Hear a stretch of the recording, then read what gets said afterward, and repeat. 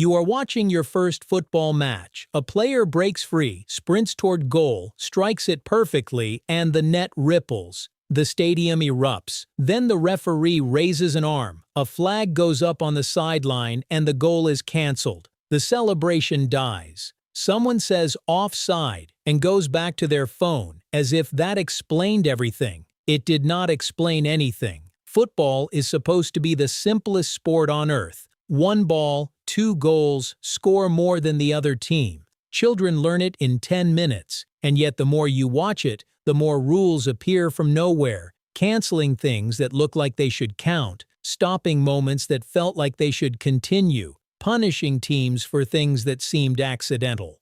Why? What is actually going on underneath a game that looks so simple? Let's get into it right here on Secrets of Simple Things.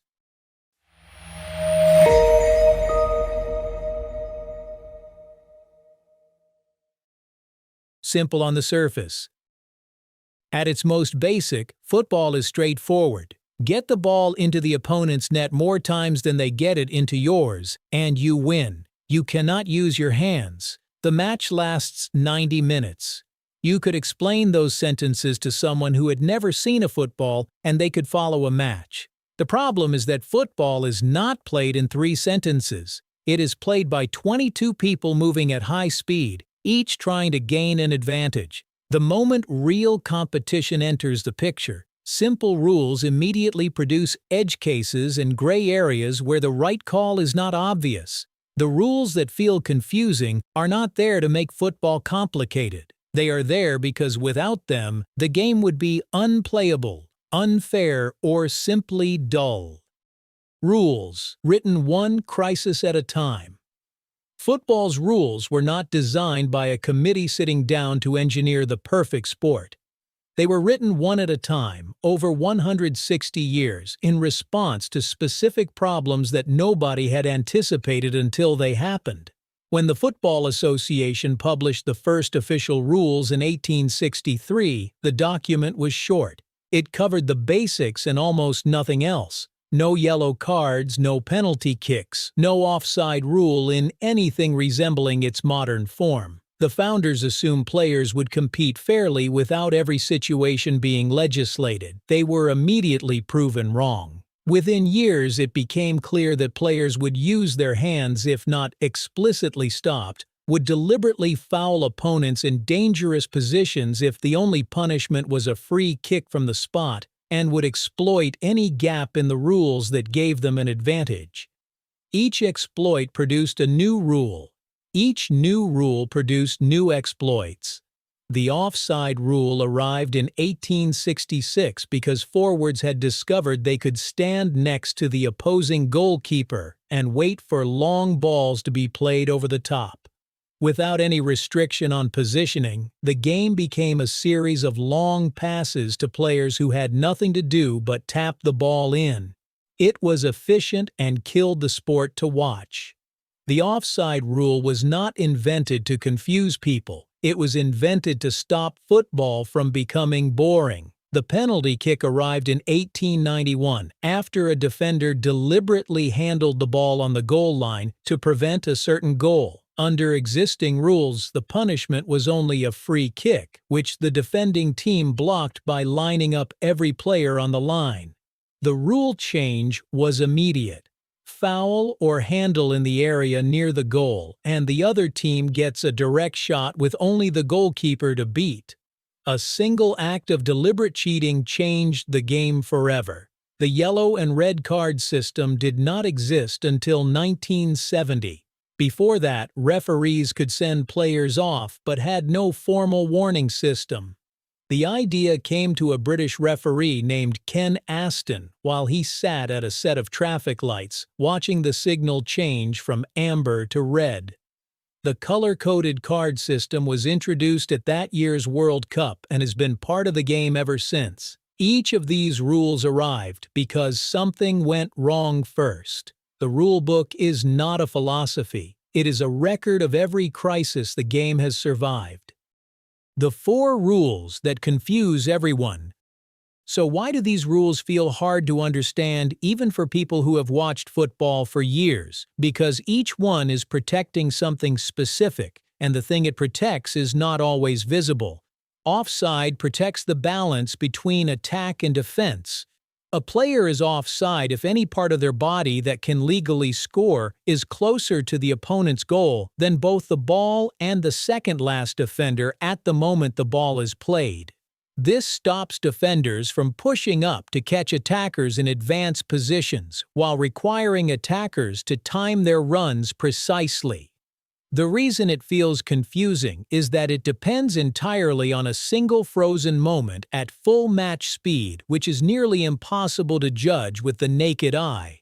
Handball protects fairness, but fairness is not always clear. A handball is called when a player uses their hand or arm to control or block the ball in a way that gives an advantage, or when their arm is in an unnatural position. The word unnatural carries enormous responsibility in that sentence.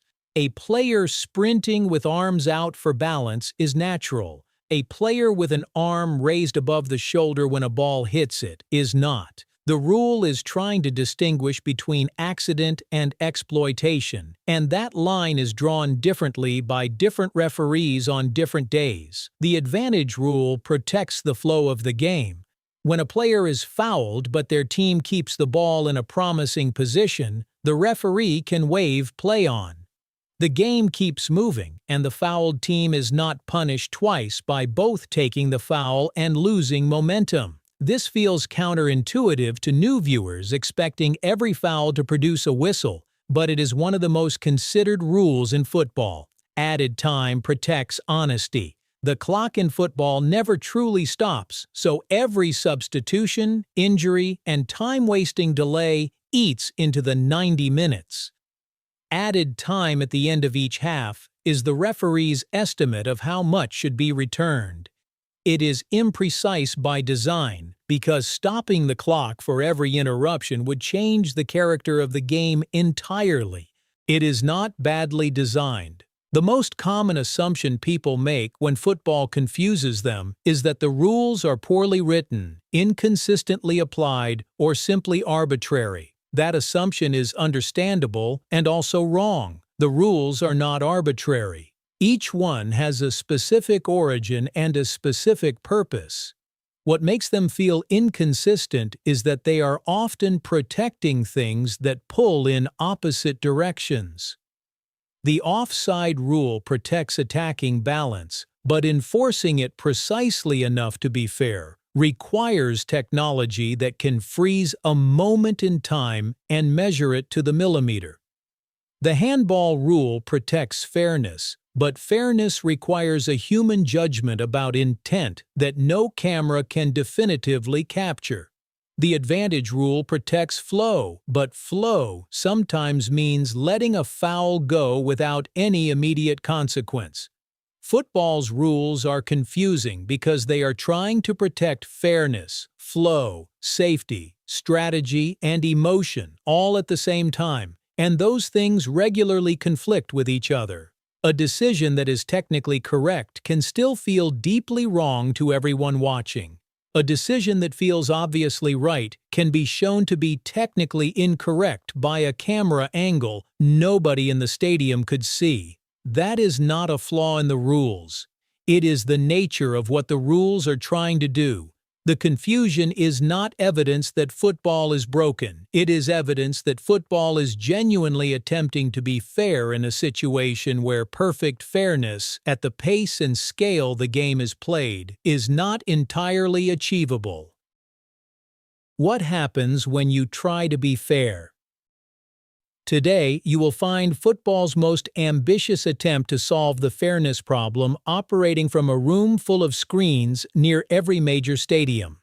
VAR, the Video Assistant Referee System, was introduced to correct clear and obvious errors in 4 specific categories: goals, penalties, straight red cards, and mistaken identity. A team of officials watches multiple camera angles and can alert the referee on the pitch if something was missed or wrongly decided. In principle, VAR is the answer to every argument about bad refereeing decisions. In practice, it revealed something that nobody had fully anticipated. Some of the rules football is built on are not precise enough to survive video scrutiny at full resolution. The offside rule, applied with millimeter precision by technology that freezes a frame and draws lines across a player's body, began producing decisions where a player's shoulder blade or armpit was declared offside. These were technically correct under the rules as written. They were also decisions that felt absurd to almost everyone watching, because no defender in the history of the game has ever been beaten by an opponent's armpit. VAR did not fix the problem of unfairness. It revealed that the rules themselves contain ambiguities that no level of technology can resolve. The arguments did not get quieter. They got louder, more precise, and somehow more frustrating than the arguments that came before. The goals that were disallowed stopped feeling like justice and started feeling like something was being lost in the pursuit of accuracy. Why the confusion is the point. So why is football hard to understand? Not because the rules are random, not because referees are incompetent, not because VAR has made things worse, though sometimes it has. Football is hard to understand because every rule is trying to protect something fragile: fairness, flow, safety, strategy, and emotion, all at the same time. Those things do not always coexist peacefully, and when they conflict, a human being has to make a judgment call in a fraction of a second in front of thousands of people. Remember that disallowed goal, the celebration that died, the flag, the word offside that explained nothing. Now you know what it was protecting and why the protection is imperfect. That argument about whether it was right is not a bug. That is the game. If this changed the way you think about the next time a goal gets disallowed, let us know in the comments what you want us to explore next. We might make it our next episode. Thanks for watching. History often hides in the smallest details.